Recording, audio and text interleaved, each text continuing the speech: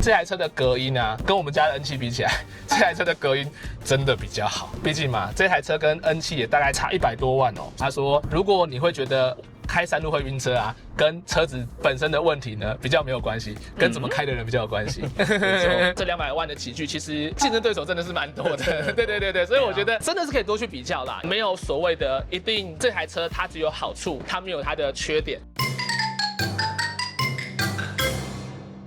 各位瑞奇与安妮的观众，大家好！我们今天很开心呢，请到 Lexus 南港的博宇陪我来试了一下 Lexus 电动车。Lexus 呢，一直是我觉得在全球销量排名非常好的进口豪华车。目前 Lexus 的话呢，只有一台电动车是 Lexus 的 RZ450E。接下来的话，我们这一次有做了一些动态的一些试驾，自己当消费者我有体验的。觉得这个 RZ450E 啊，跟我之前看到 Lexus 的方向盘上面的按钮啊，其实很像，然后又有加上换挡拨片。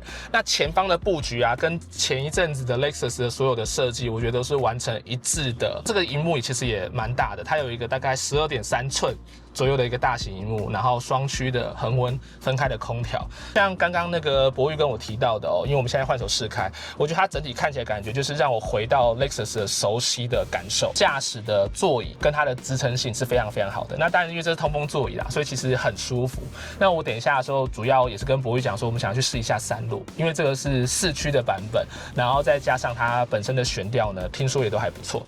那我们就来试驾看看吧。第一件事情我一定要跟大家讲一下哦，这台车的隔音啊，跟我们家的 N7比起来，这台车的隔音真的比较好。毕竟嘛，这台车跟 N7也大概差100多万哦，所以我觉得这个隔音这件事情是第一个上去之后我就很有感觉的地方。它在让我过弯的时候是蛮有信心的，因为我们家 N7的这个悬吊它是比较偏舒适的感觉。RZ450E 呢，在侧倾的抑制啊，其实蛮不错，我觉得它比较接近，有点像是我们自己那时候之前试试开的 N7 长程版这样子的悬吊。老实讲啦，是我自己比较喜欢的。这台车它的设计理念比较像是传统的燃油车，所以它在过弯的时候，你知道像 N7 或特斯拉他们的车子在过弯转弯的时候啊，当你放掉你的电门的时候，那个回收的力道是跟这台车有点不太一样的，就会觉得说那刹车力道有时候如果补助的不够的话，我可能会补一点点的刹车哦，这是我觉得最大的一个差异所在。因为我以前在 Lexus 待过啦，很短的时间，这熟悉的那个油车的感觉又回来了。现在呢，博宇有帮我调整了一下呢，回到动能模式最强的情况了。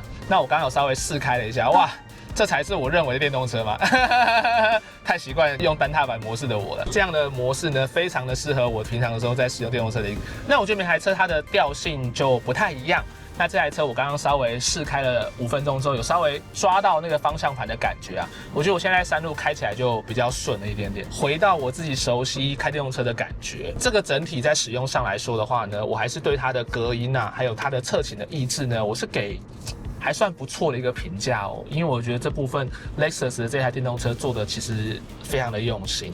那另外啦，因为我们刚刚在开的时候呢，这是动态试驾，没有聊到它的一些外观或造型的设计哦。其实这台车我刚看到的时候，我觉得哇，它看起来整个的流线型，它的风阻系数应该是 Lexus 车中是比较低的，对吧，博宇？没错，它做的是比较低。电动车来说的话啦，风阻系数变好的话呢，才能够创造出更好的能耗比。WTP 的行驶里程的话呢，大概是397公里啦。没错。那我相信它实际上开应该是300公里没有问题。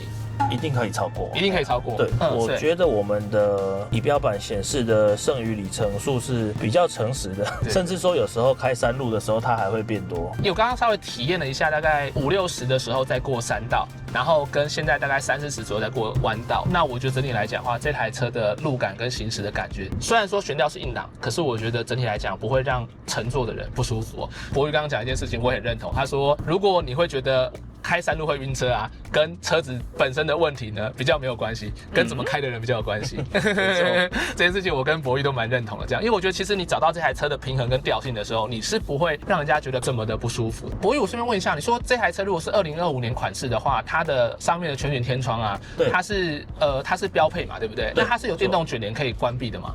不是，它是像玻璃车顶一样，哦，它是没有办法做开启，像 Tesla 一样的那种玻璃车顶是没有办法做开启。对，但是我们的是没没有卷帘，但是它可以去做一个雾化，电动的雾化，没错，按钮可以直接让它雾化，就对了。对，然后也可以变全透明跟雾化的状态。哇哦！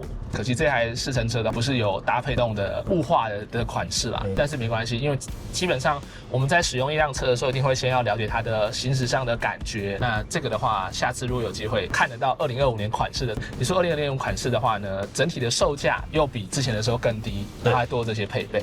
那博宇，我可以问一下，Lexus 在这个安全性的部分啊，你不是说它有一个 Lexus Plus Safety 的一个功能哦？像我们这一台电动车啊，还有像是我们现在像 NX 啊、RX 的部分，我们都是用 LSS Plus 3.0，那它都是有1Latch 的电子式的门把手，这个门把手跟盲点侦测有去做搭配，它是除了在 R 档，你只要在 P 档啊、N 档、D 档，甚至说你熄火后3分钟，它都会去做一个侦测。假设说它侦测到后面有脚踏车或者是摩托车或汽车要过来，它就会把我们的门把锁住，不让我们去开车门。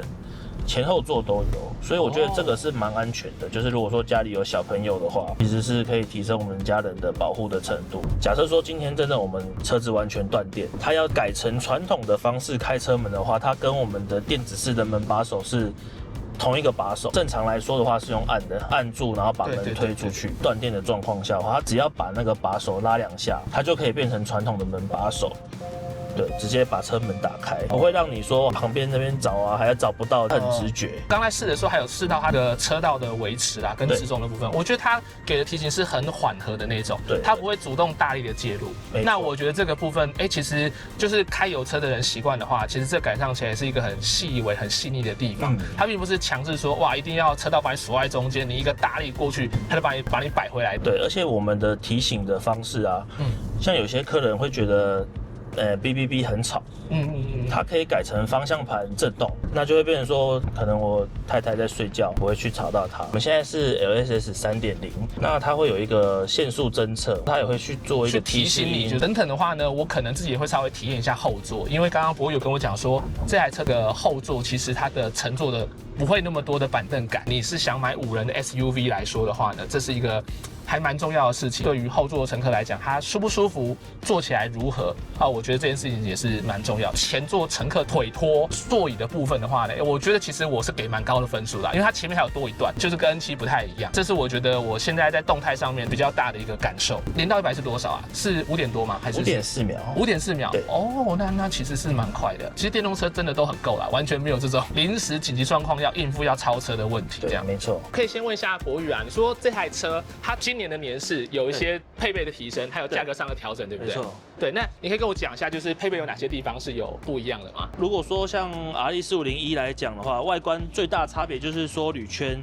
它升级成20寸的，以前是加19寸，这是18寸的哦，18寸的，对，它更小。哦，那看起来就会更动态，对不对？没错，车顶的话会变成是玻璃车顶，就是跟特斯拉一样，它是有一个玻璃的车。大灯的话会变成是3眼式的，它有类似那种多光束的功能。多光束的功能，还有 AHS 的功能。那内装上的话有些差异吗？像如果内装来讲的话，它的全车的皮椅都会变成是麂皮的。对，然后连门板都会去做一些改变。那如果说以配备来讲的话，它会多了360度的环景，是日本原厂的环境。那再来就是它有多抬头显示器及我们触控追击式的方向盘，它在操控上面会更简单、更容易去操作。等于是这些配备它升级了，但价格上并没有往上提升，反而是变得更便宜。电动车战国时代真的很厉害。除了这东西之外，它购车上有其他的优惠吗？像我们现在折扣来说的话，都是折到10几万，看当月条件。再来就是说，它现在购车的话都有送2万元的充电金，基本上我的客户在使用来说。都1年都用不完了。它有时间的限制吗？公司目前是说有，但是我觉得应该用不完，公司会不会帮你做一个延长的动作，应该是有可能的。以你的经验来看的话，大概是什么样的人会来看这台电动车呢？像我遇到最多的就是以前是我们 Lexus 的油电车的客人，因为他本来就是习惯我们 Lexus 的车，所以才会来看我们的电动车。那再来比较多的可能就是真的是他有去多方比较，譬如说像现在的幻星 Y， 或者是说iX1 跟iX2都有遇到。那我现在先给那个博宇，我今天一些试驾心得跟回馈。如果你等一下有想要补充的话，我们就当做讨论，可以来聊聊天这样。我觉得这台车啊，它整体上还有维持了一贯在 Lexus 上面的一个豪华跟舒适的一个感受哦。那我现在开的时候，我们有试了，就是动能它是一段。跟完全就回收比较多段的。那如果回收比较大的时候呢，我觉得就真的回到我自己平常比较习惯，因为我自己是 N7的车主嘛，所以我自己有这样的感受。动能回收比较短的时候，我觉得它对于这些油车本来在开的这些人，我觉得它要衔接的这个情况下面，是一个非常好的一个甜蜜点，不会让 Lexus 本来的车主会觉得说，好像我开的这台电动车会去感到不舒服。整体的话，中央的这个设计啊，还有它整个的荧幕的样式，我都觉得有维持 Lexus 品牌一贯的那个标准。进去之后我就知道说，哦，这就是一台 Lexus 的Apple CarPlay、Android Auto， 基本上它都是完全支援的。所以如果说本来我们这里都有习惯用手机上程式去做使用的话，这个不会造成使用上的问题。然后整体的连接，我觉得都非常非常的方便。也想要再问一下，就是说它的目前的就是联网的功能的话，它目前车子大概有哪些东西是确认是有的呢？像现在我确认是有的话，它可以远端看我们的充电，那它也可以去做一个我们充电排程。譬如说今天我想要12点再开始充电，那我可以做一个设定，或者是说我可能明天早上8点要出门，那我也可以设定说它8点前帮我充好电。因为我相信 Lexus 在做这台车的时候，它不是用完全跳脱油车的东西都全部弃掉之后去看这台车的。直接我刚刚聊到就特斯拉嘛，特斯拉他们在一些远端的控制啊、操控，还有软硬体方面的整合，这些东西是比 Lexus 我觉得是更深度的。但是我觉得 Lexus 给我感觉上起来就是它没有那么的急，它希望车主还是维持我们在油车使用的时候，因为遥控器上车、解锁，然后开车门这些东西的功能，所以我觉得它各有它的市场。各有它的优点在，没错，对，那我觉得 Lexus 在这一块部分还是维持它本来的一个调性，乘坐我觉得感觉上起来是扎实的。我刚刚有坐到后座去，它的泡棉跟它的感受，短冲程的情况下面来讲，它也不会让后座的感觉是不舒服的。对，不过因为电池它的确会稍微垫高一点点，所以我们两个因为博宇比我更高，然后我的身高是177公分，所以那个一点点的板凳感，我觉得还是会有在，这个是没有办法，因为下面是铺电池的关系，所以它的那个后座没有办法拉到这么高的一个高度。我自己今天体验下来心得是觉得说，你大概有200万以上的预算啊，那我觉得这台车可以就是看一下。那因为我觉得 Lexus 选择很多，不是只有纯电车而已，那也有它的油电车跟其他的款式的选择。我觉得大家可以去多做一些比较。没错。那如果说在电车上面的话，这200万的级距，其实竞争对手真的是蛮多的。对，所以我觉得真的是可以多去比较啦，没有所谓的一定这台车它只有好处，它没有它的缺点。觉得这台车一样维持了传统 Lexus 给我们的驾驶的感受。那的确它不是电动车起家的造车品牌，可能在人机的互动或者是一些远端的控制 OTA 的部分，我感觉上起来就没有那么多 fancy， 我讲 fancy 好了，但不得不说，我觉得这还是 Lexus 今年降价之后，我觉得相当具有诚意之处。那如果说未来有今年试的话，我也会想要试试看看那个玻璃车顶跟一些内装上的改变。那当然啦，一个最重要的事情，今天很感谢博宇帮我安排了整个 Lexus 的试乘哦。所以未来如果大家呢对于 Lexus 的品牌有兴趣，Lexus 最强的地方。不是只有电动车哦，他们的油车、油电车都很厉害，这样。对，所以如果大家有兴趣，可以欢迎到南港 Lexus 来找博宇，那我会把博宇的联络方式留在下面。对，那博宇跟我跟观众说声拜拜吧，大家拜拜。博宇真的还好有你，我都不知道这边有一个上面，然后有一个可以遮阳的停车场，可以拍东西这样。对，因为我们今天本来想要去大家最常看到那个巴德立体停车场，结果我们今天就在拉拉破正对面。就找到了这个停车场，这样子，真的超酷，感谢你。不会，超照，对，棒。